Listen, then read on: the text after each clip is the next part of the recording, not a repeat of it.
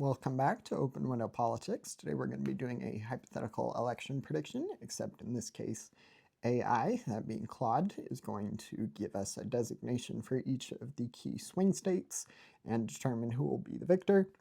In this case, we're just doing a generic Republican versus a generic Democrat, not any specific candidate, but we'll be starting out with the smallest electoral college states and then moving up to the biggest, that just being the core 7 swing states.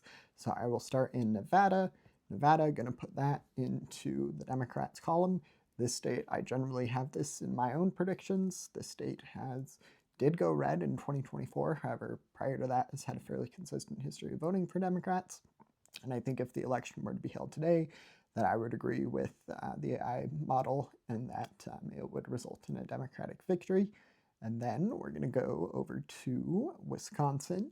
In Wisconsin, Claude says that the GOP, the Republicans, have a slight lead in this state. It does say it is a toss-up state, but I made it pick a designation one way or the other. So that is going to be in the Republican column, Wisconsin. And then Arizona, next swing state by electoral population, is going to be in the tilt red state as well. This brings the generic Republican up to 210, definitely getting closer to the Democrats. And then we're going to go, for some reason Florida isn't characterized. That would explain why. Florida is going to be in the likely red. Let's see what that does. That makes more sense. That brings Republicans to 240 to Democrats 232. And then the next state by electoral college vote is going to be Michigan. Michigan, Claude puts the state of Michigan into the tilt blue Democratic column.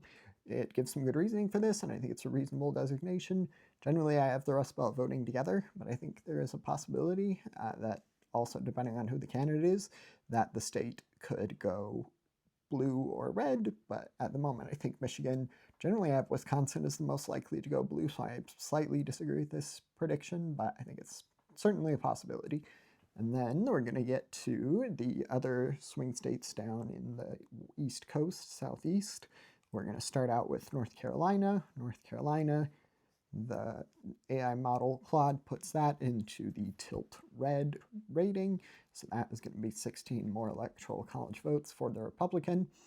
And then that leaves us really with just these two swing states left to characterize. Georgia, the model puts that into the Republican Party's category as well.